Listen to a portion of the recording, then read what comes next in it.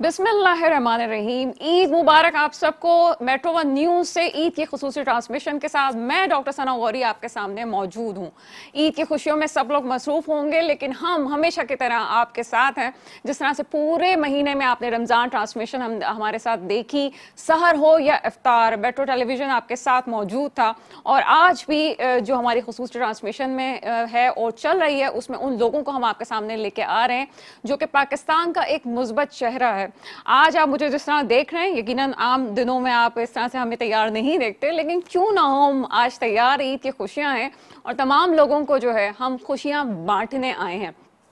Programme से पहले जब हम यहाँ पे मौजूद थे, आज मैं बता दूं कि आज हम स्टूडियो में नहीं हैं, आज हम एक घर में मौजूद हैं। घर किसका है ये हम बाद में आपको बताएंगे, लेकिन तमहीद बांधने का मकसद ये था कि प्रोग्राम से पहले बड़ा ही खूबसूरत माहौल था, हंसी मिजाज सब कुछ हुआ। और उसमें जो एक चीज़ मेरे सामने आई, आज जो लोग मेरे साथ मौजूद हैं, ये वो लोग हैं जो पाकिस्तान का वो चेहरा हैं कि जो कभी मायूस नहीं होते। ये वो लोग हैं जो आज जो हालात हैं जिसमें आम पाकिस्तानी परेशान होता है कि पाकिस्तान में शायद कुछ नहीं रहा, ये वो लोग हैं जिनसे जब भी मेरी बात होती है वो कहते हैं कि अल्लाह ताला ने पाकिस्तान को बहुत कुछ दिया हुआ है। और यही वो लोग हैं जिनकी वजह से हम ये कह सकते हैं कि अभी भी उम्मीदें बाकी हैं और इंशाअल्लाह ताला वो उम्मीदें आगे भी रहेंगी। थोड़ा सा तारुफ अपने गेस्ट का करवाऊंगी और बाकी चाहूँगी कि आगे जब हम प्रोग्राम में बढ़ेंगे तो गेस्ट अपना तारुफ खुद भी बताएंगे कि उन्होंने ज़िंदगी में क्या क्या किया और ईद कैसे गुजारते हैं। मेरे साथ सबसे पहले गेस्ट मौजूद हैं खालिद तवाब साहब, आप सितारे इम्तियाज़ हैं, इस प्रोग्राम में आपको वेलकम करते हैं। Thank you. उनके साथ मौजूद हैं हमजा रिजवान साहब, आप ओवरसीज़ पाकिस्तानी हैं और साथ ही साथ डायरेक्टर क्रिएटिव ग्रुप हैं। सर, प्रोग्राम में आपको वेलकम करते हैं। और साथ में जो आखिरी हमारे गेस्ट हैं जिनका इंट्रोडक्शन करवाऊंगी, आप लोग सब उनसे वाकिफ़ हैं, एक काफ़ी दफ़ा मेरे प्रोग्राम में भी आ चुके हैं, बहुत अच्छे इंसान, अच्छा इंसान सबको कहना चाहिए। लेकिन हसीब खान साहब के हवाले से कहूँगी कि हसीब खान साहब बड़े ज़िंदा दिल इंसान हैं और मेरी चूँकि अक्सर प्रोग्राम में भी उनसे मुलाकात होती है, तो मैंने ख़ास तौर पे हसीब खान साहब को इसलिए आज मदऊ किया इस प्रोग्राम में कि उनसे हम ये पूछें कि आम ज़िंदगी में वो कैसे हैं और फिर ये कि हसीब खान साहब जो हैं उनकी ईद कैसे गुजरती है। हसीब खान साहब मेरे साथ मौजूद हैं, इस प्रोग्राम में आपको वेलकम करते हैं। आप सेनेटर भी हैं और साथ साथ सितारे इम्तियाज़ भी हैं। प्रोग्राम का स्टार्ट करते हैं बाकायदा, और सबसे पहले हम खालिद तवाब साहब की तरफ चलेंगे। खालिद तवाब साहब, मज़ीद कुछ अपने बारे में पहले तो बताइएगा। बिस्मिल्लाहिर्रहमानिर्रहीम। मैं तो जी एक सादा सा इंसान हूँ, कुछ भी नहीं हूँ। आपकी मेहरबानी है, आपने यहाँ याद किया और हुकूमत पाकिस्तान ने मेरी खिदमत के इतराफ़ में मुझे, जैसे आपने कहा, सितारा इम्तियाज़ दिया। मैं एक मुल्क है मोज़म्बिक, मैं उसका ऑनरी कौंसल जनरल भी हूँ पिछले कोई 35 साल से। मैं अपने तमाम पाकिस्तानी भाइयों को और तमाम मुसलमानों को जो जो आपका प्रोग्राम देख रहे हैं, अपने दिल की गहराइयों से उनको ईद की मुबारकबाद देता हूँ और ये दुआ करता हूँ कि अल्लाह मियाँ उनको बहुत सारी ईद की खुशियाँ उनके लिए लाए। और ख़ास तौर पे इस मुल्क के लिए और एक आम आदमी के लिए जो ईद की रियल खुशी होती है वो आइंदा आने वाले वक्तों में आनी चाहिए, क्योंकि इस वक्त जिन हालात से ही मुल्क गुजर रहा है, एक आम आदमी जो गुजर रहा है उसको जिस तरह महंगाई ने और मुख्तलिफ़ चीज़ों से परेशानियाँ आई हुई हैं, तो शायद जो उसकी तमन्नाएँ और जो उसकी आरज़ुएँ इस ईद से वाबस्ता हों, शायद वो पूरी ना हुई हों। तो मैं इस दुआ के साथ आपका प्रोग्राम शुरू करता हूँ कि अल्लाह ताला सब को कोशिश करें इसी ईद की खुशियाँ मिल जाएँ और आइंदा आने वाले वक्तों में भी बहुत सारी खुशियाँ मिलें। आमीन आमीन। आगे चलेंगे, हमजा रिजवान, मज़ीद कुछ अपने बारे में बताइएगा। जी, मैं वैसे तो ओवरसीज़ पाकिस्तानी हूँ और पाकिस्तानी कम्युनिटी के साथ बहुत ज़्यादा इंगेज हूँ यूनाइटेड किंगडम में, और उसके अलावा यूरोप के अंदर भी हम मुख्तलिफ़ सरगर्मियाँ सर अंजाम दे रहे हैं यूके के अंदर पाकिस्तानी कम्युनिटी के हवाले से, जो कि ना सिर्फ वहाँ तक हैं बल्कि पाकिस्तान के लिए भी हम चैरिटी का काम कर रहे हैं। उसके अलावा एजुकेशन पे हम बहुत ज़्यादा काम कर रहे हैं। So these are the things that we are doing it, and by profession I am working in IT sector. So I have my own IT company which is based in the UK. So this is what I'm doing it. चलिए हसीब खान साहब, कहते हुए तो अच्छा नहीं लगता, लेकिन फिर भी आपका तारुफ बहुत ज़रूरी है। नहीं डॉक्टर सना, बहुत शुक्रिया। देखिए, आज अगर आप नहीं भी कहती तो आज का दिन जो है वो बहुत अहम है। आज ईद है और हम कल रमज़ान से फारिग हुए हैं, तो आप ये सोचिए, आज हम सब लोग पूरे पाकिस्तानी रमज़ान की बरकतों के साथ आज हम उसका शुक्र अदा कर रहे हैं, अल्लाह ताला का, उस रमज़ान का जो गुज़रा बाबरकत। तो आज का दिन जो है वो शिकवे शिकायत का नहीं है, हमारे मुल्क के हालात हैं उसके मुतालिक कोई बात करने की ज़रूरत नहीं है, वो हम रोज़ करते हैं और उस पर काम भी करते हैं। और तो आसिफ खान आज साहब वो बातें करते हैं कि जो इंसान सोचते हुए बोलते हुए भी डरता है ना, मैं तो वही भी करता हूँ, लेकिन आज मैं क्यों नहीं कर रहा है, क्योंकि आज नहीं करना चाहिए, इसलिए कि आज शुक्र का मुकाम है उसका जो कि हमने 29 दिन गुजारे हैं। तो आज हमको अल्लाह ताला से डायरेक्ट उस शुक्राना के तौर के ऊपर अल्लाह ताला से हमें पाकिस्तान के इस्तिकामत, पाकिस्तान के अवाम, पाकिस्तान की जो हमारे अवाम को जब मैं बात करता हूँ तो 80% अवाम की बात करता हूँ जो कि मखलूक है, और मखलूक किस लिए है, खालिक की है जिसका हम शुक्र अदा कर रहे हैं। तो खालिक और मखलूक की आज बात करेंगे। वो अल्लाह ताला जितना मखलूक को वो जितना अल्लाह ताला जो है वो करम फरमाते हैं वो तो आप सबको जानते हैं। तो इसलिए मैं आज अल्लाह ताला से खुशी से दुआ करूँगा कि अल्लाह ताला उन बरकतों को भी और हमें उन बरकतों के नतीजे के तौर के ऊपर अब हमें आइंदा पूरे साल कम से कम तमाम चीज़ों को भूल के, हर किस्म की जो नेगेटिव होती हैं उनकी कोई हैसियत नहीं होती, उनको भूल के हमने सिर्फ़ और सिर्फ पाकिस्तान की इस्तेहकाम और आवाम की खिदमत, ये दो कामों को हमने प्रायोरिटी देनी है। फिर इंशाअल्लाह दुनिया भी देखेगी कि पाकिस्तान कहाँ पहुँचा और पाकिस्तान के अवाम कितने खुशहाल हुए। बिल्कुल ऐसा ही है। और हसीब खान साहब का एक पॉजिटिव जुमला जिसको बहुत दफ़ा मैं रिपीट करती हूँ, वो ये कहते हैं कि पाकिस्तान 1947 में नहीं बना था, पाकिस्तान उस वक्त बना था जब अल्लाह ताला ने दुनिया बनाने का सोचा था।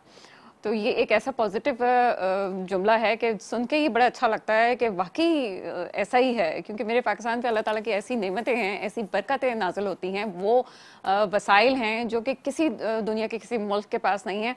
लेकिन हसीब खान साहब मसला वही है कि लोग हमारे ऊपर जो हैं वो ऐसे मुसल्लत हों कि जो कि वाकई ही पाकिस्तान की हिफाजत भी करें और अच्छी तरीके से उसको रखें भी। नहीं डॉक्टर साहब, हमने कुछ नहीं करना, अल्लाह ताला ने आपको, जब भी आपने खुद कहा अल्लाह ने सब कुछ दे दिया है। मैं यकीन के साथ कह रहा हूँ ये बात कि पाकिस्तान की जो ज़रख़ेज़ ज़मीन है वो दुनिया में किसी मुल्क के पास नहीं है। दुनिया, अल्लाह ताला ने जितने दौलत के अंबार दी हैं पाकिस्तान को, सबसे मालदार तरीन मुल्क है आज भी, और ये कि पूरी दुनिया में कोई मुल्क हमसे ज़्यादा मालदार नहीं है।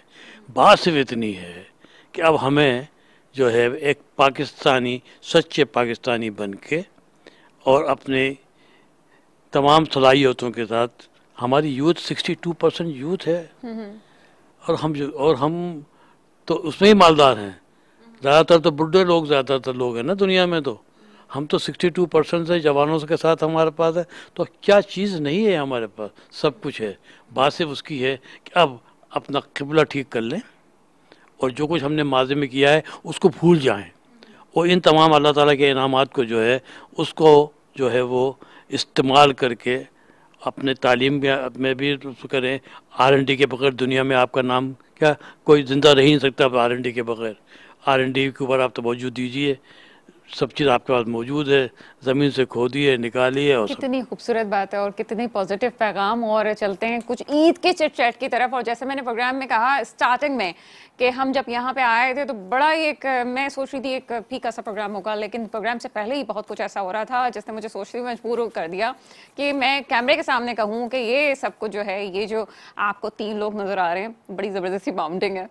ठीक है, मैंने रिजवान से उनकी एज भी पूछी कि भाई रिजवान, हमजा रिजवान साहब आपकी एज क्या है, तो उन्होंने तो मुझे अपनी एज बताई, तो थोड़ा सा मैंने कहा, लेकिन ये सब चीज़ें हमजा रिजवान से हम खुद पूछेंगे उनकी एज क्या है। लेकिन पहले ही बताती चलूँ कि खालिद तवाब साहब और सेनेटर हसीब साहब, ये दोनों बहुत अच्छे दोस्त भी हैं और इनकी जो बातें थी वो बड़े मज़े की थी। आपकी तरफ आऊँगी खालिद तवाब साहब, ये दोस्ती के हवाले से थोड़ा सा बताएं कि दोस्ती होती क्या है, और ये जो आप लोग एक दूसरे से चिट चैट कर रहे थे, मज़े की बातें कर रहे थे, ये कब से आप लोगों का सिलसिला है?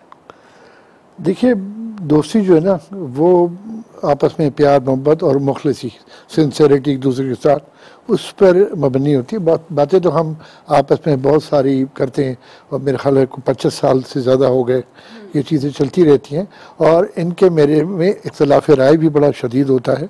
जैसे अभी इन्होंने कहा कि ईद पे हम सब कुछ भूल जाएं, मैं इनसे बिल्कुल मुत्तफिक नहीं हूँ। उसकी वजह सबसे पहले ईद पे हमको उन भाइयों को याद रखना चाहिए जो ईद की खुशियों में हमारे साथ शरीक नहीं हुए या उनकी बहुत सारी महरूमियाँ रह गई हैं। और हम, क्योंकि हम लोग एक इंडस्ट्रियलिस्ट हैं और हमारे पे जिम्मेदारी ज़्यादा बढ़ती है, तो हम उन लोगों को जो महरूमियाँ हैं, जिस हद तक अल्लाह ताला ने हमें अगर उससे नवाजा है, तो हम उनके साथ उन महरूमियों में चीज़ों में उनके साथ शरीक हों। और चूँकि अब ईद का दिन आ गया है, लिहाजा बहुत सारी चीज़ें शायद जो हमें करनी चाहिए थी शायद वो ना ही हों, तो अगले साल के लिए हम इस बात को ध्यान में रखें, अगर हम जिंदा रहे तो हम उन चीज़ों को, उन लोगों को मैक्सिमम लेकर के साथ चलें। तो ये हमें हमारा एक मोटो होना चाहिए। हसीब भाई तो माशाल्लाह जी बहुत शानदार आदमी है, और इन जैसा हंसमुख आदमी है और बोल्ड आदमी तो इस शहर में कम है। और मैं तो इनको बहुत सारे मशवरे देता हूँ, इसमें एक मशवरा मेरा इनको ये भी शामिल है जिस पर अमल नहीं करते। इनका एक बड़ा ख़राब पहलू ये है कि ये दोस्तों के मशवरों पे अमल नहीं करते और बगैर सोचे समझे ना कर देते। हम इनकी भलाई के लिए बहुत सारी बातें करते हैं। अब वो मशवरा मैं आपसे ऑन एयर नहीं दे रहा हूँ, ये इनको मालूम है मैं क्या इनसे कहने वाला हूँ। नहीं, ये आने नहीं दे रहे, डर रहे हैं। अब ये चाह रहे हैं कि जिस बीवी के साथ मैंने 25-55 साल गुजारे, अल्लाह मियाँ ने बुला लिया अपने वक्त पर उनको 2 साल पहले। अब ये चाहते ही हैं कि मैं अपनी ज़िंदगी ख्वार करके कहीं पर शादी करके अपने, और फिर तो ये तो मैं दोस्तों की बातें सुनता हूँ, सिर्फ वो बातें मानता हूँ जिससे कि मुझे फ़ायदा पहुँचता है। इनकी ये जो अब ये बात है, ये इनकी अच्छा, मैं आपको ईमानदारी से बात कह रहा हूँ। आज से को 2-4-6 साल पहले, 7 साल पहले एक दिन मेरे घर आए और मेरी बेगम भी बैठी हुई थी, और इन्होंने कहा कि तुमने अच्छा काम नहीं किया, तुम दीन के खिलाफ काम कर रहे हो। मैंने कहा मैंने तो ऐसा कोई काम नहीं किया। उसने कहा ये हम एक ही मोहल्ले में भी रहते हैं, इस इलाके में कितनी सारी बेवाएं हैं, इस्लाम में 4 शादियाँ जायज़ हैं, तो तुम क्यों नहीं उनको सपोर्ट करते, क्यों नहीं उन पर हाथ रखते? जब अपनी बारी आई तो भाग गए, अभी तो दूसरी भी नहीं है। पूछे अगर मैं गलत कह रहा हूँ। इसी तरह उन्होंने कहा। तो मेरी बीवी इनसे बड़ी सख्त रहा कि ये क्या मशवरे देते हैं आपको आकर के। मैंने कहा ठीक है, अब हमारे मशवरे जो हैं इस वक्त आकर के, हालांकि इनको सिंसियरली सोचना चाहिए, बेचारे घर में अकेले रहते हैं, मैं इनको थोड़ा सा दिलासा देता रहता हूँ, वरना ये अफसुदा रहते हैं। अभी कहते हैं कि जी मैं फलां किताब लिख रहा हूँ, फलां ज़रूर लिख रहे होंगे, लेकिन तन्हाई को दूर करना चाहिए। लेकिन खालिद अब्बास साहब, मुझे ये बताएं कि शादी का तजुर्बा एक काफ़ी नहीं होता? ये डिपेंड करता है। अच्छा, ये जो है इनकी मिसेस भी प्रोग्राम सुन रही होंगी, मैं उनसे स्पेशली कहूंगी कि खास तौर पे सुने कि आप क्या जुमला आने वाला है। जी बिल्कुल, मैंने तो अभी तक एक ही की है ना, तो इसलिए मेरे लिए तो बिल्कुल 100% वही बात है। लेकिन हसीब भाई की मजबूरी आ गई है, सही है, तो अल्हम्दुलिल्लाह मेरी कोई मजबूरी नहीं है। लेकिन ये तो जब नहीं थी, जब भी मुझे मशवरा दे रहे थे। अगर प्रोग्राम सुन रही है तो वो कह रहे हैं जी मजबूरी वगैरह जो बाद में देखा जाएगा। नहीं जी, अल्लाह इनको खुश रखे, हम इनके दोस्त हैं इसलिए इनको मशवरा देते। और ख़ास तौर पे आज ईद का दिन है, अगर इनको ऐसी कमिटमेंट कर लेंगे और ख़ास तौर पे ऑन एयर कर लेंगे, क्योंकि ये अपनी कमिटमेंट से भाग भी सकते हैं, तो ऑन एयर कर लेंगे तो फिर हम इनको पूरा भी करा देंगे और हम इनका हर तरह से ताउन का भी यकीन दिलाते हैं। ओहो, ये तो बड़ी ऑफर हो गई है हसीफ खान साहब। मैं तो हमजा की तरफ जा ही नहीं पा रही हूँ, इतनी मजे की जो बातें हो रही है, ये ऑन एयर आपसे हाँ करवा रहे हैं। अब क्या करना है हसीफ खान साहब? तो शर्मा रहे हैं, देखें हम। बात शर्माने की नहीं भाईजान, बात ये होती है ना कि आपने अपनी ज़िंदगी कैसे गुजारी। बीवी जो होती है वो एक ही का लिए है, कुरान में भी फैसला है कि तुम एक ही करो, क्योंकि तुम जो है वो बराबरी नहीं कर सकोगे, तो एक ही बेहतर है। अब वो चली गई, अब एज दी एज ऑफ 84 मैं वो काम कर रहा हूँ जो कि निगलेक्टेड है। या सिर्फ 2 बातें करूँगा मैं इसी हवाले से कि एक है खालिक जो हमारा अल्लाह है, एक है मखलूक जो अल्लाह की। और अल्लाह ताला के लिए ईमान की शर्त यही है कि तुमने मेरे लिए नमाज़ पढ़नी है। ये प्रैक्टिकल एस्पेक्ट है। अल्लाह को मानते हो, नमाज़ पढ़ो। और अगर तुम जब हमको मान लिया है तो फिर नंबर 2 पे क्या है, मखलूक। वाक़ई मुसलाता व मिम्मा रज़क़नाहुम युनफ़िक़ून, हमारे लिए नमाज़ पढ़ो और हमारी मखलूक के लिए जो हमने दिया उसमें से खर्च करो। तो अब आपके पास तो जिंदगी ये आपका टारगेट आ गया ना, तो भाई अपना टाइम इस पे लगाओ, उन चक्कों में नहीं पढ़ो जिसमें जो आपके दोस्त अहबाब आपको। जनाब ये बड़ी मजे की बातें चल रही हैं, लेकिन वक्फे से पहले, वक्फे का भी वक्त हो रहा है, लेकिन वक्फे से पहले मैं ये कहूँगी कि तमाम चीज़ों को साथ लेते हुए अगर हम बात भी करें तो अच्छी औरत का घर पे होना भी खुदा की बहुत बड़ी नेमत है। एक अच्छी औरत ही जो है वो घर बनाती है, और यकीनन जो बीवियाँ होती हैं वो, अगर आपके घरों में जो औरतें होती हैं उनकी इज़्ज़त करनी चाहिए। अगर वो ख़वातीन जो कि घरों में होती हैं वो अगर फैमिली रन ना करें, अच्छे तरीके से ना रहें, तो मेरा ख्याल है कि माशरा जो होता है वो नहीं हो सकता, आपकी नस्लें अच्छी नहीं चल सकती। तो अगर कोई अपनी वाइफ को बहुत अच्छी तरीके से याद करे, जैसे हसीब खान साहब को मैंने अक्सर देखा है कि अपनी वाइफ को बहुत अच्छी तरीके से बहुत बहुत प्यार से याद करते हैं, तो मेरा ख्याल है कि तमाम मर्द जो एक सल्तनत खड़ी करता है वो इसीलिए करता है कि जब वो पीछे ही देखता है कि उसकी जो सल्तनत में जो खड़ी की है उसमें उसके घर में औरत का बहुत बड़ा किरदार है। यहाँ वक्त हुआ एक छोटे से ब्रेक का, ब्रेक के बाद आपके सामने हम हाजिर होते हैं। ब्रेक के बाद आपके सामने हाजिर हैं मेट्रो वन न्यूज़ की खुसूसी ट्रांसमिशन ईद की खुशियां आपके साथ, और इस वक्त मेरे साथ मेरे गेस्ट मौजूद हैं जिनसे चिट चैट चल रही है, ईद कैसे गुजरते हैं और बहुत सारी ऐसी बातें हुई जो कि आप सुनना चाहते हैं। हमजा रिजवान की तरफ चलते हैं। हमजा खामोश बैठे हुए हैं, ईद का दिन कैसे गुजारते हैं हमजा? देखें, ईद तो अपनों के साथ ही होती है, और हम ओवरसीज़ पाकिस्तानीज़ के लिए एक सबसे बड़ा डिसएडवांटेज ये होता है कि हमारी फैमिली हमारे साथ नहीं होती है। लेकिन बात यह है कि पाकिस्तानी कम्युनिटी चूँकि अब पूरी दुनिया में इतनी ज़्यादा फैल चुकी है, क्योंकि यूके में एक कसीर तादाद पाकिस्तानियों की रहती है, तो डिफरेंट जो प्रोग्राम्स हैं वो ऑर्गेनाइज हम लोग करते हैं, और उसके अलावा साथ में पाकिस्तानी कम्युनिटी के साथ हम ईद मनाते हैं, तो घर वालों का इतना एहसास नहीं होता। लेकिन मैं कुछ इंपॉर्टेंट चीज़ें यहाँ पर शेयर करना चाहूँगा ओवरसीज़ पाकिस्तानी के हवाले से, कि इस वक्त जैसे हसीब साहब ने बात की कि हमें बहुत सारे वसाइल हमारे मुल्क के अंदर मौजूद हैं। मैंने इतनी यंग एज के अंदर पाकिस्तान क्यों छोड़ा, उसकी वजूहात ये हैं कि यहाँ पर नौजवानों को वो आप कह सकती हैं कि वो अपॉर्चुनिटीज़ नहीं मिलती हैं जो कि हकीकतन उन्हें मिलनी चाहिए हैं। और दूसरी बात ये कि अभी पिछले 12 महीने के अंदर तकरीबन कोई 14 लाख नौजवान, पढ़े लिखे नौजवान जो कि मास्टर्स या बैचलर्स कर चुके हैं, जो कि इंडस्ट्री के अंदर आना थे, वो मुल्क छोड़कर जा चुके हैं। और मैं आपको ये फिगर्स इसलिए दे रहा हूँ क्योंकि हम ओवरसीज़ पाकिस्तानीज़ हैं, हम इन चीज़ों के ऊपर काम कर रहे हैं। तो आप सोचें, ये 14 लाख जो पाकिस्तानी, जो यंग नौजवान जिनको हम यूटिलाइज़ कर सकते थे पाकिस्तानी वसाइल के लिए या पाकिस्तानी इंडस्ट्री के अंदर, वो आज ओवरसीज़ में सर्व कर रहे हैं।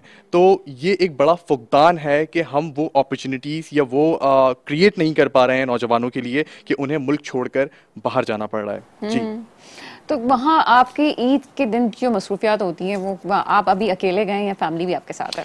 मेरी और जो अभी जो टॉपिक चल रहा था शादी वाला, और हमने आपकी एज का भी जिक्र किया, तो हमें आप देखने से तो बड़े छोटे से लग रहे हैं, लेकिन आपने जितनी अचीवमेंट है आपकी लाइफ की, तो उससे अंदाजा होता है कि बहुत, मतलब हम ऑन एयर आपसे आपकी उम्र पूछ सकते हैं? जी, इसमें कोई जो है किसी किस्म की कबाहत नहीं है। मैं समझता हूँ कि मैं उन खुशनसीब पाकिस्तानियों में से हूँ जिनको जो है वो सरबराही सेनेटर अब्दुल लतीफ़ खान साहब जैसे लोगों की मिली। मैं अपने आप को खुशनसीब इसलिए भी समझता हूँ कि मैं उस वक्त मोस्ट प्रोबेबली लाइक 21-22 का था जब सेनेटर साहब से मेरी पहली दफ़ा मुलाकात हुई एक प्रोग्राम में। उसके बाद फिर हमने नौजवानों के लिए मुख्तलिफ काम किए, और आपकी सरबराही हमेशा मेरे साथ रही।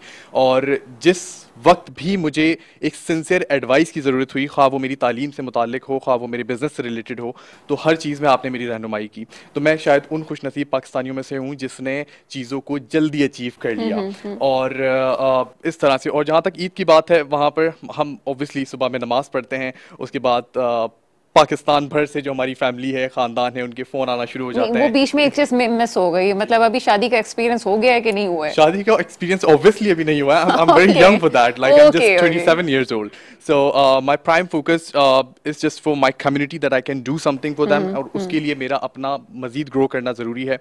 And second ये कि शादी मैं समझता हूँ कि इंसान को जब करनी चाहिए जब वो इस काबिल हो जाए अपनी ज़िंदगी के अंदर, और obviously it's a big responsibility. So if you are not 100% responsible to serve someone और to facilitate someone, I think you should not move forward with that. अच्छा, ये मुझे बताएं कि आज आप जो है वो सूट में बैठे हुए बड़े प्यारे लग रहे हैं, लेकिन ये बताएं कि जब आप बाहर होते हैं तो क्या कमीज शलवार को प्रेफर करते हैं या यही वाली आपकी ड्रेसिंग होती हैं? ये तो आपका उसने नज़र है कि आप कह रही हैं मैं अच्छा लग रहा हूँ, लेकिन ऑफ कोर्स आई मीन वहाँ पर हम फ्राइडे को पहनते हैं, जो जुम्मे की नमाज पाकिस्तान में जो कॉन्सेप्ट है, क्योंकि यूरोप में एक कसीर तादाद है पाकिस्तानियों की, वहाँ मसाजिद हर एरिया के अंदर 4 से 5 मसाजिद मौजूद हैं। मैं अभी सेनेटर साहब को प्रोग्राम से पहले एक बात बता रहा था कि वहाँ जुम्मे की नमाजें, वहाँ इतने ज़्यादा मुसलमान हैं कि वहाँ जुम्मे की नमाजें मसाजिद के अंदर 2 बार होती हैं। फॉर एग्जाम्पल एक जमात होती है 1 बजे और एक जमात होती है 2:30 बजे, और उसके लिए लाइनें पहले से लगना शुरू हो जाती हैं।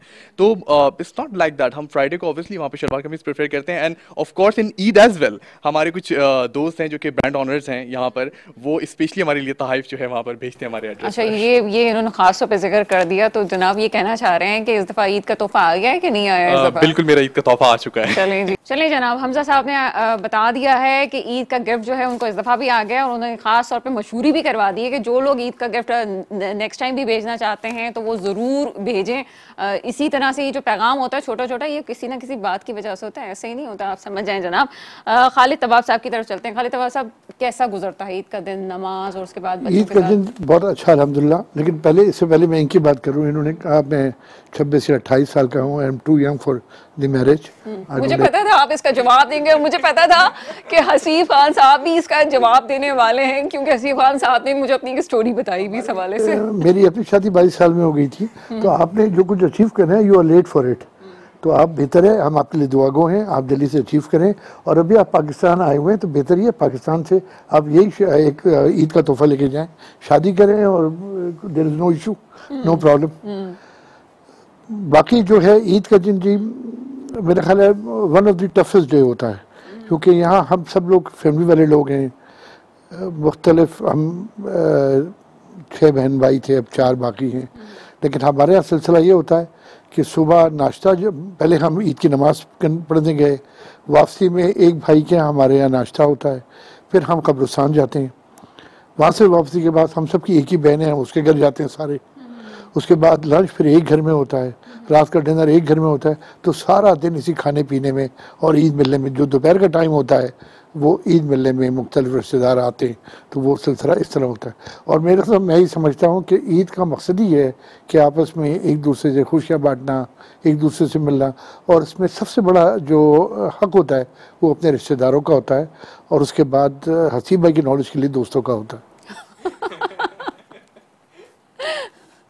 हसीब खान साहब क्या कहेंगे ईद के दिन के हवाले से? आपका दिन कैसा गुजरता है? और स्पेशली आपकी तो माशाल्लाह एक फैमिली भी है, और आप कोशिश करते हैं कि साथ ही वक्त गुजरे। देखिए, ईद का तो एक माहौल ही अलग होता है बिल्कुल, और उसमें सब लोग जो होते हैं वो एक ख़ास मूड में होते हैं। तो आप किसी के मिलने जाएं या कोई आपके यहाँ मिलने के लिए आए, वो एक ख़ास एक होता है। तो ईद का दिन तो ऐसा होता है ना कि जिसमें सिर्फ खुशियाँ बांटी जाती हैं। वो खुशियाँ बांटना जो होता है वो तो ये भी होता है खाली कि आप अगर मैं मुस्कुरा के खालिद तवाब से गले मिल लूँ, और ये भी मुझसे गले मिलने, दिल को साफ़ करके, तो ये भी एक खुशी की बात होती है। असल में आपने एक बात, बड़ी खूबसूरत बात कही थी, जो टॉपिक उन्होंने छेड़ दिया था खालिद तवाब साहब ने, और आपने बड़ी खूबसूरत बात की थी जिसमें आपने औरत को एक ख़ास मुकाम दिया था। और मैं आपको यकीन दिला रहा हूँ, मेरा घर हो, मेरे घर में माशाल्लाह 18 लोग रहते हैं, पर पोते रहते हैं, 4 नस्लें रहती हैं, लेकिन ये खालिद तवाब साहब हों, हसीब खान हो, या कोई भी हो, मर्द जो है वो फैमिली की तश्कील नहीं कर सकता, नामुमकिन है, ये उसके है ही नहीं, उसका डोमिनी नहीं है। अगर घर के अंदर इनकी जो फैमिली है, तो अगर बेगम शाइस्ता, इनकी बेगम का नाम है, तो शाइस्ता ने सारी फैमिली को इकट्ठा किया हुआ है अपने आसपास, इसमें इनका कंट्रीब्यूशन ज़ीरो। मेरे घर के अंदर सारी मेरी फैमिली अगर इकट्ठी है पूरी 200 लोग, उसके अंदर सारा किरदार जो है वो मेरी बीवी का था, मेरा उसमें नहीं था। तो औरत जो होती है वो एक सेंट्रल फिगर होती है।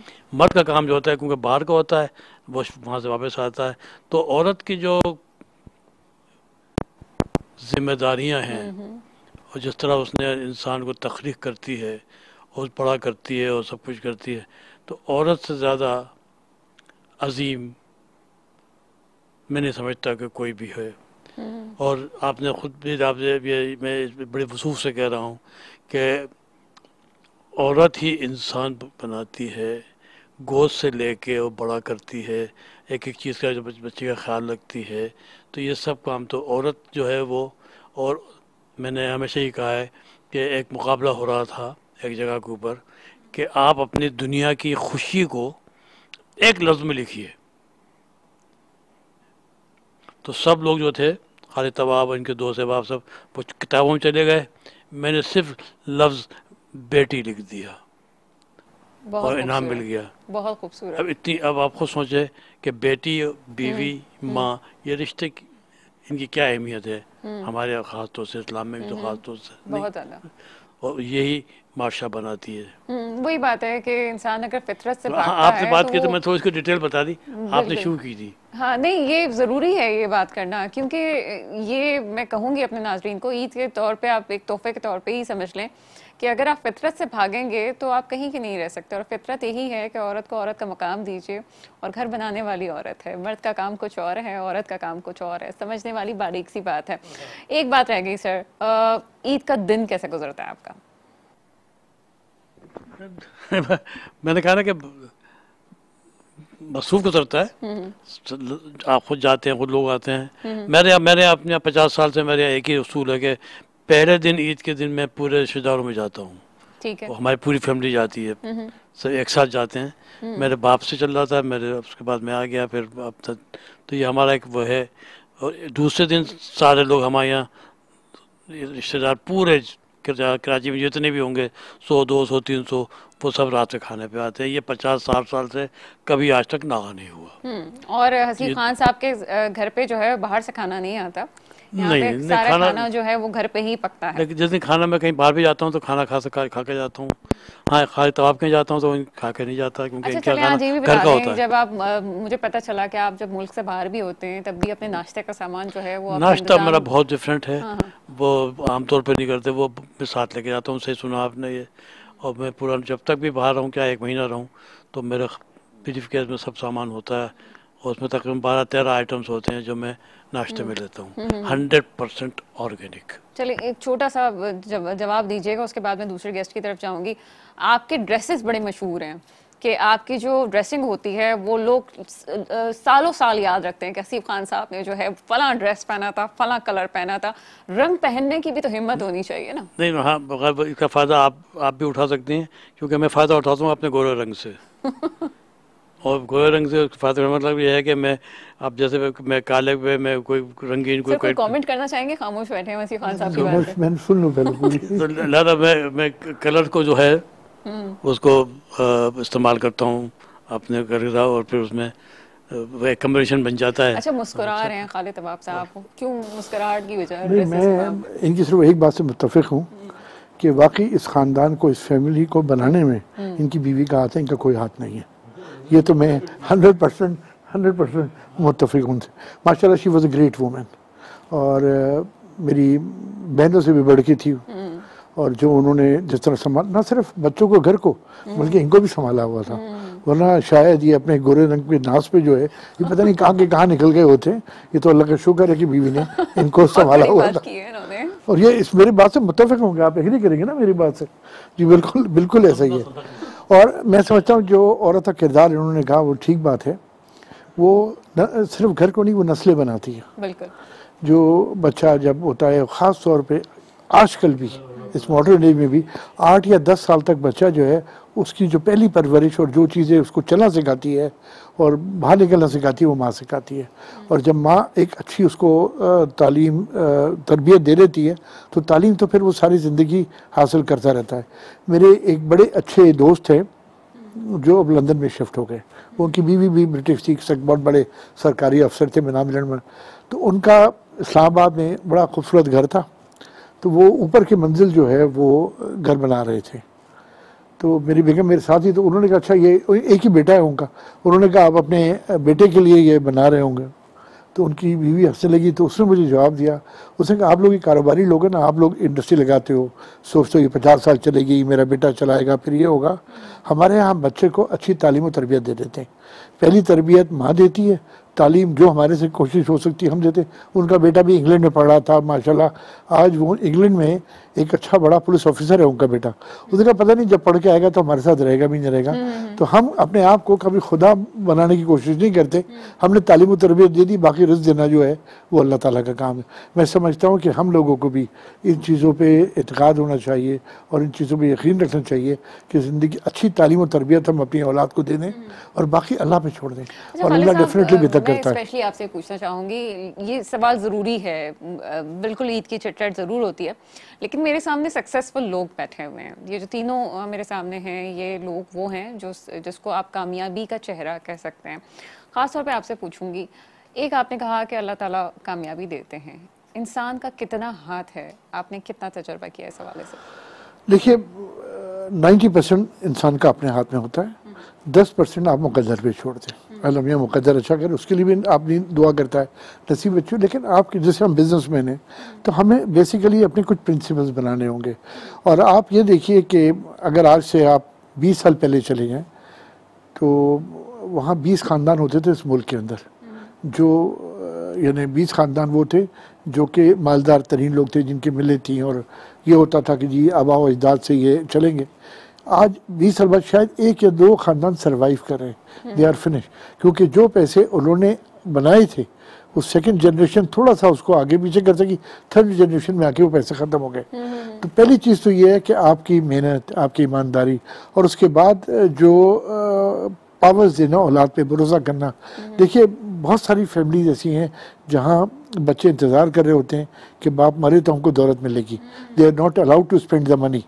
तो वो चीज़ें जो है ना, वो आप चीज़ों को देख के आप उन पावर्स दें और उन बच्चों को आप ग्रो अप करें उनको, ताकि वो आपके सामने ज़िंदगी में वो खुद ग्रो। अगर आप खुद सारे फैसले करते रहेंगे तो शायद आपके आने वाली जनरेशन जो है। आप इस वक्त कितने अभी बिजनेस कम्युनिटी से खासतौर पे आपका ताल्लुक है, तो अभी आपने अभी भी उसी तरह से टेक ओवर किया हुआ है आपने तमाम चीज़ों को, या थोड़ा सा पीछे हट गए? मैंने बिल्कुल नहीं किया। देखा है असीम खान साहब अब जो है वो रफ़ाई काम जो है वो ज़्यादा कर रहे होते हैं, और अपनी जो इनकी ब्रुक्स फार्मा के जो हैं वो ओनर भी हैं, तो ये थोड़ा पीछे हट गए। आप मुझे बताइएगा कि किस तरह से आप चीज़ें कर रहे हैं। मेरे लिए अलहमदिल्ला 3 बेटे हैं, तीनों अपने अपने बिजनेस में हैं। आपने पेपर का जिक्र किया था, हमारी पेपर मिल भी है शेखुपुरा में, एक बेटा वो चलाता है, एक स्टील का काम करता है, एक्सट्रक्शन का काम करता है, और तीनों अपने अपने बेस पर है। क्योंकि मैंने भी अपनी ज़िंदगी में ये देखा कि जो बड़ा बेटा होता है कहते हैं जी मैंने ज़्यादा मेहनत करी है, मैं 5 साल 7 साल पहले बिजनेस में आया था।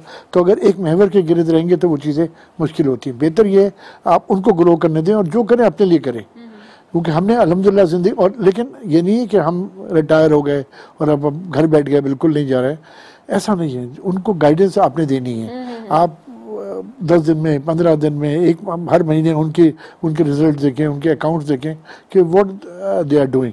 अगर वो सेटिस्फैक्ट्री नहीं है तो उनको गाइडलाइंस दें। हमारा अब काम है गाइडलाइन देना, और वो उसमें ये बेहतर होता है। क्योंकि मेरे बहुत सारे फैमिलीज आपने देखी होंगी कि सरबराह की जाने के बाद आपस में झगड़े कर रहे हैं जायदादों पे, इस पे उस पे। तो चीज़ों को अगर हम लाइन अप कर लेंगे, कोई इस तरह से सिलसिला बना लेंगे कि सब मिलजुल के मोहब्बत से रहें, क्योंकि ख़ानदान और ईद का जो मतलब है ना वो यही है कि सारे लोग एक जगह यकजा हों, प्यार और मोहब्बत का इज़हार कर सकें। जिस तरह ये आज इंग्लैंड से ईद बनाने के लिए पाकिस्तान आए, इसी तरह बहुत सारे घर ऐसे हैं जहाँ एक शहर में रहते हुए नहीं मिलते ईद पे भी। वो एक बड़ा अफसोसनाक वाक़या है। इस चीज़ों को अवॉइड करें। इसके लिए घर में भी एक पॉलिसी हो कि किस तरह प्यार और मोहब्बतें बढ़ानी है आपस में। बिल्कुल ऐसे कहते हैं कि जी जब डिप्रेशन बहुत ज़्यादा हो रहा हो तो उसका हल क्या होता है? उसका हल सबसे पहले तो ये है कि अपनी माँ के पास थोड़ी देर बैठ जाया जाए, तो बहुत से आपके डिप्रेशन जो है वो ख़त्म हो जाता है। अपने बहन भाइयों से गुफ्तगू कर ली जाए, चाहे जितने भी इख्तलाफ आते हैं, तो आपका डिप्रेशन ख़त्म हो जाता है। वक्त तो एक छोटे से ब्रेक का। ब्रेक के बाद हम प्रोग्राम के आखिरी मरहले में जाएंगे और बहुत कुछ एक मज़े का भी होने वाला है। एक छोटा सा ब्रेक है, ब्रेक के बाद आपके सामने हाजिर होते हैं। ब्रेक के बाद आपके सामने हाजिर है मेट्रो वन न्यूज़ की खुसूसी ट्रांसमिशन ईद की खुशियाँ आपके साथ, और हमारे साथ मौजूद हैं प्यारे प्यारे लोग जिनकी प्यारी प्यारी बातें आप सुन रहे हैं। हमजा की तरफ चलते हैं। हमजा, ये बताइए कि ड्रेसेस के मामले में बात हुई है, कितने चूजी हैं ड्रेसेस के मामले में? वैसे तो हमने आपसे पूछा कि शलवार कमीज पहनते कि नहीं पहनते, लेकिन हमने हसीब खान साहब की जो है वो चॉइस के हवाले से बात की। हम तो खवातीन जो हैं बड़ी इंस्पायर होती हैं हसीब खान साहब की, सिर्फ मैं नहीं, एज ए यंगस्टर नहीं, मैंने और बहुत सी, मैं नाम नहीं लेना चाहूँगी, लेकिन हसीब खान साहब बहुत से हमने खवातीन के जो है वो तारीफ सुनी है हर उम्र की यानी कि चूँकि जब ये गवर्नमेंट में बाकायदा उसका हिस्सा थे और इनके पास काफ़ी इख्तियारात उस वक्त जब ये देख रहे थे मामलात को, तब उस वक्त की भी हमें खवातीन बताती हैं कि हसीब खान साहब के जो ड्रेसेस थे वो अलग ही होते थे। अब इस हवाले से बाद में हम उनसे हसीब खान साहब से पूछेंगे, पहले हमजा से पूछते हैं। हमजा, ड्रेसेस की चॉइस कैसी है? मेरी चॉइस आपको देखकर शायद अंदाज़ा होना चाहिए अभी, और I am very choosy about food and dresses. मैं समझता हूँ कि इंसान को जो है अच्छे कपड़े इसलिए पहनना चाहिए क्योंकि इंसान बात करने से पहले किसी इंसान को देखता है। तो इफ़ यू आर विलिंग, सो मैं समझता हूँ कि आपको अच्छे खुश लिबास होना बहुत ज़रूरी है इंसान का। फिर उसके बाद ऑफ कोर्स जब आप किसी से बात करते हैं तो फिर उसका अंदाज़े गुफ्तगू आपको पता चलता है कि वो किस तरह बात करते हैं या उनकी कितनी इन्फॉर्मेशन है, नॉलेज है। इस हवाले से तो मैं बहुत ज़्यादा चूजी हूँ इस हवाले से। ठीक है। अच्छा, ये मुझे बताएं, आपसे स्पेशली एक सवाल जो है बहुत सारी चीज़ों में रह गया है, पाकिस्तान के फ्यूचर के हवाले से। यहाँ पे जो यंगस्टर्स हैं, आप यूथ असम्बली का हिस्सा भी रहे और उसके बाद अभी आप बाहर हैं, वहाँ पे ओवरसीज़ के पाकिस्तानियों के हवाले से आपने बताया कि बहुत सी एक्टिविटीज़ भी करते हैं, लेकिन यहाँ की यूथ थोड़ी सी नाउम्मीद नज़र आती है। कोई ऐसा फोरम, कोई ऐसी चीज़, कोई मशवरा जो आप देना चाहते हैं कि यूथ के हवाले से? आज माशाल्लाह से अल्लाह ताला आपको और तरक्की दे, आप एक सक्सेसफुल करियर है आपका, लेकिन ऐसा क्या हो कि वो खुद से आगे बढ़ सकें? देखिए, सवाल एक इंतहाई अहम सवाल है मैं समझता हूँ, और जिस पर जो है लोगों को ज़ोर देना चाहिए। पहली बात यह है कि मेरे पास इस वक्त एट दिस एज मेरे पास दो तजुर्बे मौजूद हैं। एक पाकिस्तान का, जहाँ पर मैं एक टॉप नॉच कम्युनिटी के अंदर उठा बैठा हूँ, ठीक है। फिर उसके बाद जब मैं यहाँ से लंदन गया तो लंदन में भी मेरी जो इंगेजमेंट है वो ज़्यादातर बिजनेस कम्युनिटी के साथ है और मीडिया के साथ है। तो मुझे जो डिफरेंस नज़र आता है वो ये है कि Pakistani youth, they are hell willing to do something. और मैं चूंकि गोरे मेरे क्लाइंट हैं, ओके, यूरोप में भी और यूके में भी, मैं समझता हूं कि गोरों में और उनके बच्चों में वो पोटेंशियल नहीं है जो पाकिस्तानी यूथ में। उसकी मैं आपको बुनियादी वजह बताता हूं। उसकी बुनियादी वजह यह है कि किसी भी मुआशरे के लिए तीन चीज़ें अहम होती हैं। एक तालीम, दूसरी सेहत, और उसके अलावा तीसरी तीसरी एक और चीज़। मैं आपको एक इंपॉर्टेंट चीज़ बताऊं, इन चीज़ों की जिम्मेदारी जो है वो गवर्नमेंट ने उठा के रखी है वहाँ। तो वहाँ पर वो अपने आप को एम्फेसाइज नहीं करते, अपने ऊपर जोर नहीं डालते कि हमने उन चीज़ों को हासिल मतलब करना है। हेल्थ, एजुकेशन, ये पहले से हो गवर्नमेंट ने जाता दिया हुआ है। है, लेकिन पाकिस्तान में चूंकि ये फैसिलिटीज आपको गवर्नमेंट की तरफ से फैसिलिटेट नहीं किया गया, तो यहाँ पर पाकिस्तान में बच्चे को मेहनत करनी पड़ती है, कोशिश करनी पड़ती है, क्योंकि जब आपके सामने रास्ते ना हो तो ऑफ कोर्स आपको कोशिश करनी पड़ती है। तो पाकिस्तान के बच्चे ज़्यादा टैलेंटेड हैं। और मैं अब आपको एक इंतहाई अहम बात बताने लगा हूँ। अमेरिका से लेकर बरतानिया, आप ऑस्ट्रेलिया, न्यूजीलैंड, यूरोपियन कंट्रीज़ की अगर मैं बात करूँ तो वहाँ पर सबसे ज़्यादा सक्सेसफुल वो लोग हैं जो कि माइग्रेंट्स हैं, इमिग्रेंट्स हैं, जो कि अपने मुल्कों को छोड़कर बाहर गए हैं। वहाँ जाके उन्होंने बिजनेसेस लगाए, बहुत छोटे से स्टार्ट लिया, लेकिन आज माशाल्लाह they are multi millionaires, not in PKR, in pounds and USD. So they are the one. और मैं काफ़ी सारे ऐसे ब्रिटिश पाकिस्तानियों को जानता हूँ जो कि मैं समझता हूँ कि वहाँ पे एज ए स्टूडेंट गए थे, लेकिन आज they hold like 60 to 70 properties in London. So that's the biggest difference. और प्रॉपर्टीज तो और भी बहुत से लोगों की है, Hamza Rizwan. Of course, I mean, but I'm talking about the genuine people, जो कि मेहनत करके जिन्होंने काम किया। और प्रॉपर्टीज का जिक्र होता है, वो genuine people नहीं है? I don't think so, because they hold like Pakistan में तो मैं समझता हूँ जिनकी आप बात करी, मैं नाम नहीं लेना चाहता उनका, तो पाकिस्तान में शायद 2 या 3 प्रॉपर्टीज़ के बारे में जो बड़ी मशहूर हैं, लोगों को पता है। लेकिन मैं आपको बीबीसी की न्यूज़ के हवाले से बताता हूँ, उनकी 60 प्रॉपर्टीज़ मौजूद हैं, वो भी प्राइम लोकेशन पर, जहां पर हमें तो 1-2 प्रॉपर्टी का हवाले से पता और था। उसके अलावा वो प्रॉपर्टीज़ उन जगहों पर मौजूद हैं जहां पर उनका प्राइम मिनिस्टर भी प्रॉपर्टी नहीं बाय कर सकता है। सीरियसली? एग्जैक्टली। और वो प्रॉपर्टीज़ मैं अपनी आंखों से देख कर आया हूँ वहाँ पर। अच्छा, आपने देखा कि वाकई वो इतना ज़्यादा वर्थ करता है? जी हाँ, लाइक वहाँ पर मैं आपको छोटी सी मिसाल देता हूँ। 2 बेडरूम का apartment is like very very tiny, okay. उसकी जो कीमत है वहाँ 2.7 मिलियन पाउंड्स की है, like in central London. I am talking about central London, not in the other areas, but वो उन जगह पर उन्होंने प्रॉपर्टीज लेके रखी हुई हैं।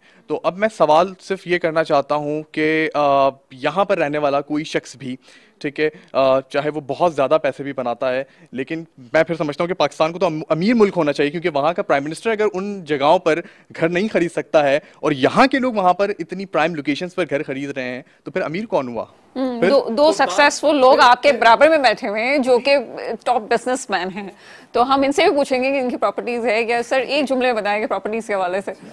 सॉरी जी, मैं उससे पहले थोड़ी सी बात करना चाहूँगा। आपने यूथ के हवाले से बात करी है कि बड़े डिसअपॉइंट हैं पाकिस्तान में, जिस तरह अभी हसीब भाई ने भी कहा, इन्होंने भी कहा कि जी बड़ा पोटेंशियल है। मैं समझता हूँ पाकिस्तान में इस वक्त सबसे बड़ा जो काम है ना वो है आईटी का।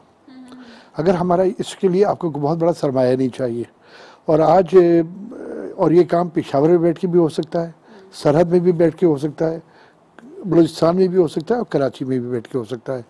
और एक कंप्यूटर चाहिए, थोड़ा सा आपको एक लर्निंग प्रोसेस चाहिए, 3 से 4 महीने का। आप देखिए हमारी जो आईटी इंडस्ट्री बड़ी अच्छी, काफ़ी रैपिड ग्रोथ कर रही है, लेकिन आज हमारी जो शायद एक्सपोर्ट है वो $2.5 बिलियन पर तक हम पहुँचे अल्हम्दुलिल्लाह।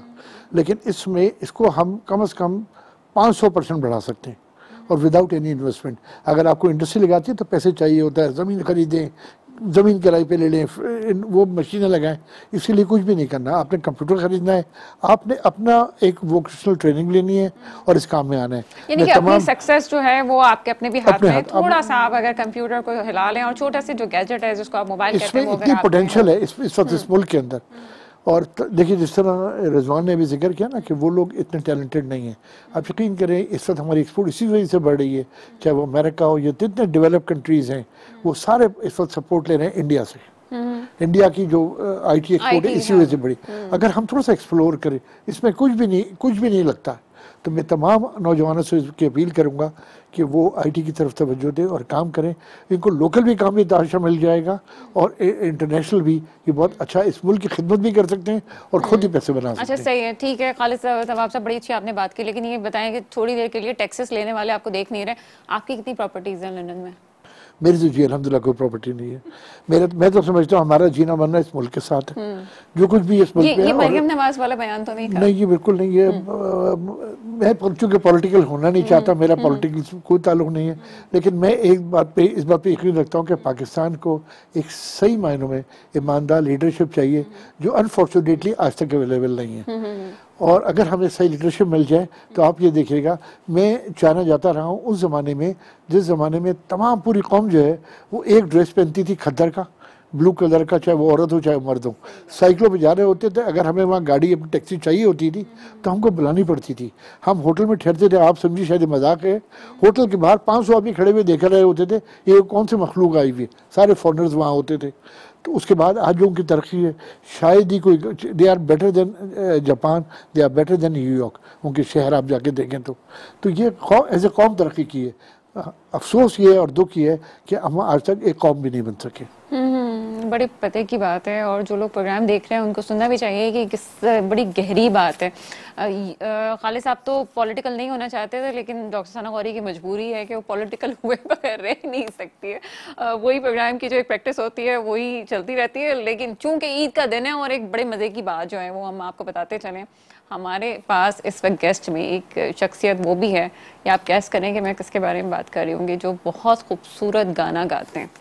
पहले तो आप कैस करें कौन हो सकता है। जनाब गाना मैं खुद सुन चुकी हूँ और नहायत खूबसूरत गाते हैं। जो लोग उनको यकीन नहीं आएगा आज वो जब गाना गाएंगे तो ये भी उनकी हॉबी है, छुपाते ज़रूर हैं। इनके बहुत करीबी दोस्तों को ये बात पता है कि वो जो है बहुत अच्छा गाना गाते हैं। हसीब खान साहब, आपको आज हमने पकड़ ही लिया, आज आप हमारे जो है वो शिकंजे में आ चुके हैं।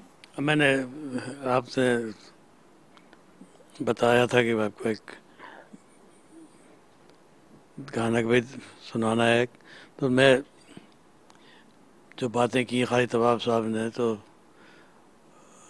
मेरी बेगम का नाम भी आ गया, तो थोड़ा मैं चेंज कर रहा हूँ और मैं एक शेर गा के अपनी बीवी को ईद की मुबारकबाद दे रहा हूँ। तो ये शेर सिर्फ उनके लिए है।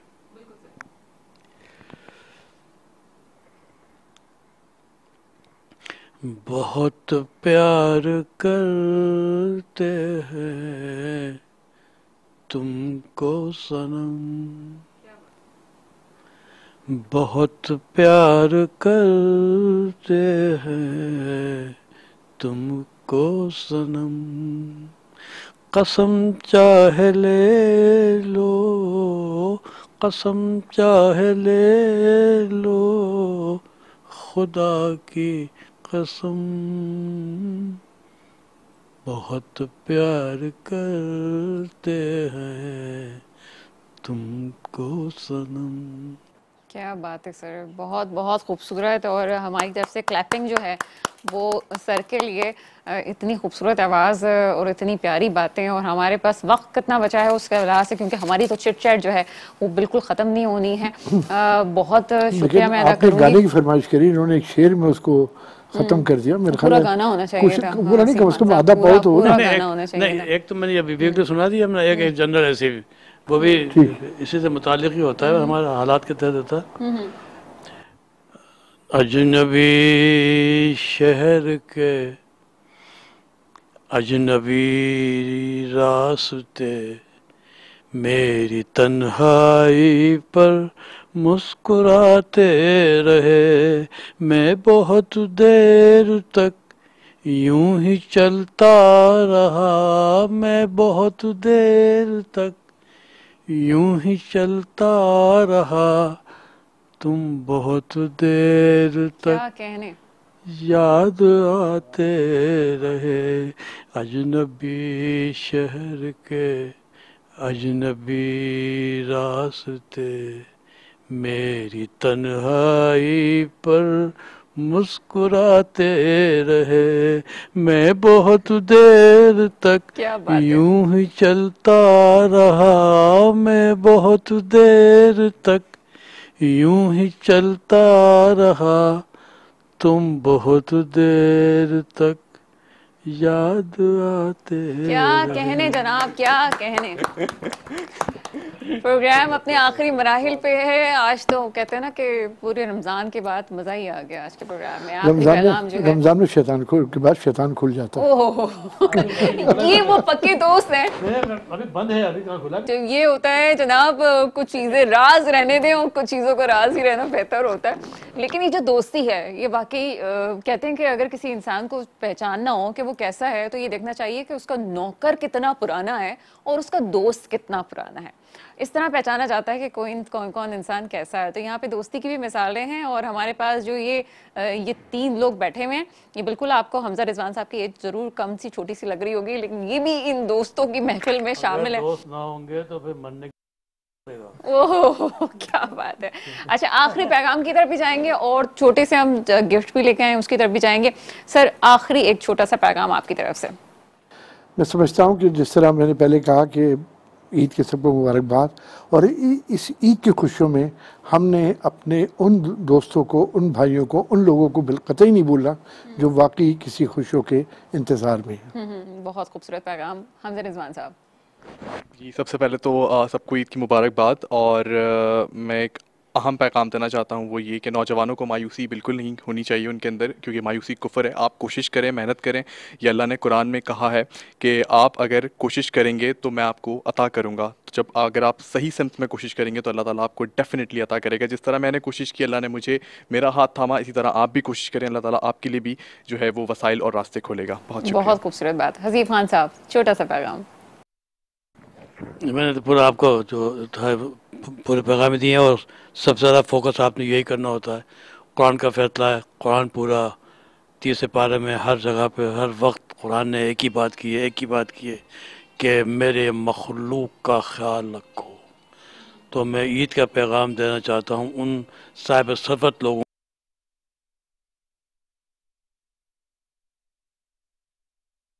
वो मखलूक को ना भूलें।